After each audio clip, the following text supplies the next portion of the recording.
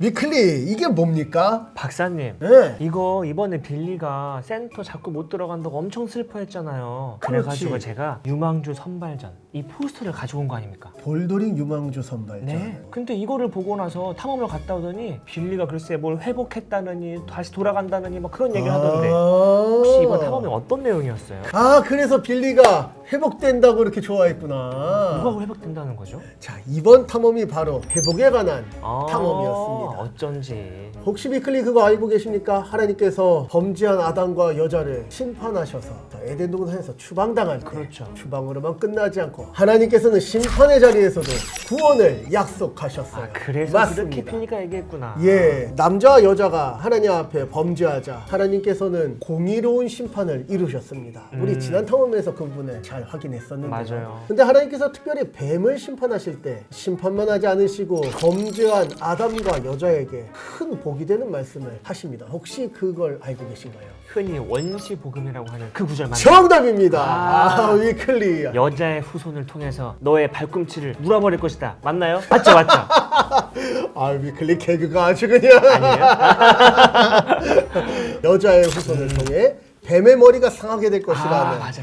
이 뱀을 심판하실 때 하나님께서 말씀하신 이것이 바로 사람에게는 구원의 약속이 되었죠. 자, 그러면 혹시 하나님께서 말씀하신 이 내용이 왜 사람에게 구원의 약속이 되는지 위클리 알고 계십니까? 글쎄요. 아마 뱀의 머리를 상하게 한다고 하니까 뭐 그걸 통해서 우리가 이긴다, 승리한다. 승리한다. 그래서 뭐 좋은 거 아닐까요? 맞습니다. 그런 의미가 분명히 들어가 있습니다. 하나님께서 뱀을 심판하시면서 너와 여자가 원수가 될 것이다. 근데 이 원수가 뱀과 여자만의 원수를 그치지 않고 그 후손들로 이어집니다. 뱀의 후손과 여자의 후손이 서로 원수가 된다 말씀하셨죠.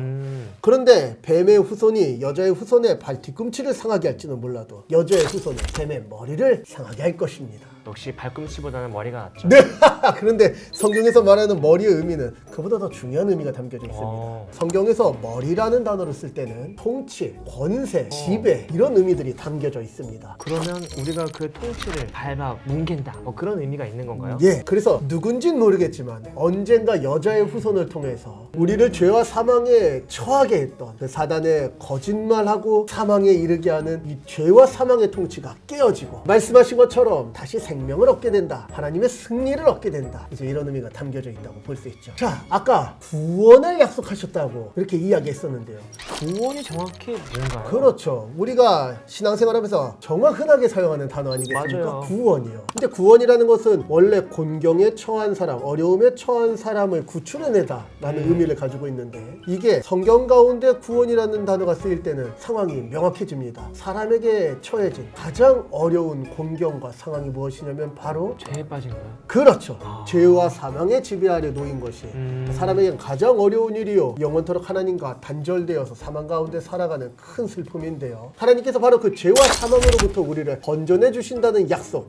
이것이 구원을 약속해 주셨다는 말의 의미입니다. 그렇기에 우리 아까 이야기했던 뱀의 머리를 상하게 할 것이다. 죄와 사망의 권세를 깨트리고 그 지배에서 벗어나 하나님께서 하나님의 나라로 옮겨주신다는 이 의미로 이 원시복음의 내용은 더욱더 풍성해진다고 말할 수 있습니다. 그래서 그거를 원시복음이라고 얘기하는 거군요. 맞습니다. 바로 복음이죠. 복음, 복된 소식, 기쁜 소식. 가스펠? 그렇습니다. 우리의 힘으로는 어떻게 할 수 없지만 하나님께서 구출해 주시는 바로 그 구원이야말로 우리에게 가장 복된 소식, 복음이 되었죠. 그 죄에 빠진 사람들, 그 집에 있는 사람들한테는 그게 정말 복된 소식이겠군요. 맞습니다.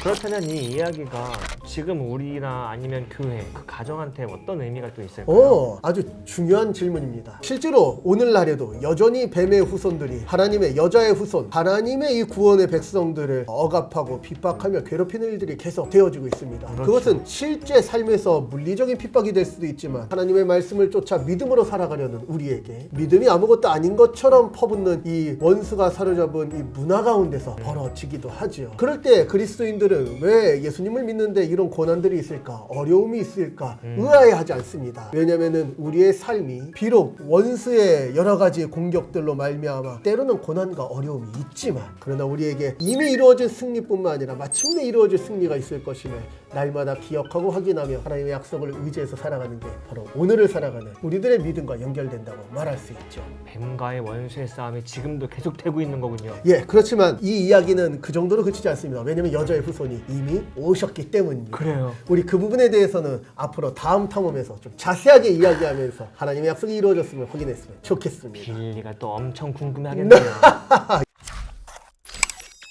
박사님, 예. 그러고 보니까 빌리가 뭐 갔다 와서 뭐 하와가 이름이 생겼다느니 뭐라니 하는데 하와는 원래 이름이 있지 않았나요?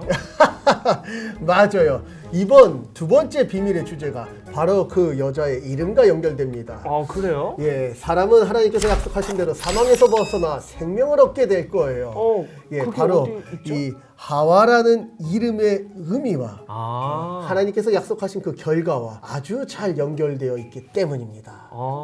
자, 생각해보면 하나님의 약속을 들은 아담과 여자는 사실은 심판 가운데 있었기 때문에 하나님 안에서 누리던 안식의 복들을 모두 잃어버린 상태였습니다. 그렇죠. 그렇게 사실 아담과 여자는 서로 원망하면서 왜 네가 열매를 줬냐는 맞아요, 막 서로 하면서 밀었잖아요. 그렇죠. 다투기에 마땅한데 아담이 하나님께서 뱀을 심판하면서 주셨던 그 약속을 상기하면서 여자의 이름을 지어줍니다. 오, 그 이름이 바로 하와. 정답입니다. 아, 그럼 하와의 뜻이 정확히 뭔가요? 예, 히브리어의 하야, 생명이라는 단어의 변형형입니다. 그러니 아담이 여자를 보면서 너는 나한테 열매를 주고 날 죽게 한 사람이지 이렇게 부르지 않고 생명이라고 부르게 된 데는 하나님의 약속이 여자의 후손과 연결되기 때문이겠죠. 그래서 아담은 이제 여자를 볼 때마다 하나님의 약속을 생각하면서 맞아, 하나님께서 너를 통해 우리를 구원해 주실 거야. 그런데 그 구원이 죄와 사망으로부터 건져내는 구원이기에 다시 생명을 얻게 하실 거야 라면서 희망과 소망을 함께 범죄한 대상에게 붙였다는 것이 바로 오늘 이 비밀 가운데 아주 특별한 의미를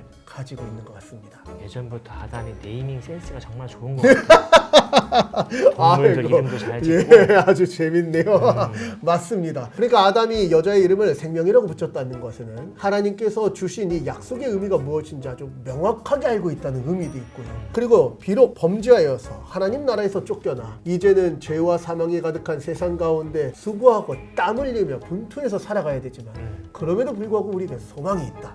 어떤 소망이 있느냐? 하나님의 약속이 이루어질 것이라는 소망을 가지고 서로를 대하며 살게 된 것이죠. 근데 박사님, 그게 이제 그때 당시에는 정말 좋은 얘기긴 하겠지만 이게 지금 우리한테는 또 어떻게 다가올지 좀 예. 걱정스럽거든요. 예, 아담과 하와가 자신들의 힘으로 생명을 얻어내는 것이 아니라 하나님께서 약속하신 대로 우리에게 생명이 주어질 거야 이런 고백을 했다면 그것이 바로 우리 교회가 모여서 하나님을 예배하고 하나님께 감사하며 함께 더불어 신앙생활하는 이유이기도 하죠. 우리 스스로 구원을 이뤄낸 것이 아니라 하나님께서 우리에게 구원을 선물로 주셨고 영원한 생명을 허락해 주셨으니 비록 오늘의 삶에 어려움이 있더라도 하나님께서 주신 생명을 다시 확인하며 즐거워하는 것, 이게 바로 위클리가 빌리와 홀리에게 전수해주고 싶은 신앙의 아주 중요한 점이라고 생각하고 있습니다.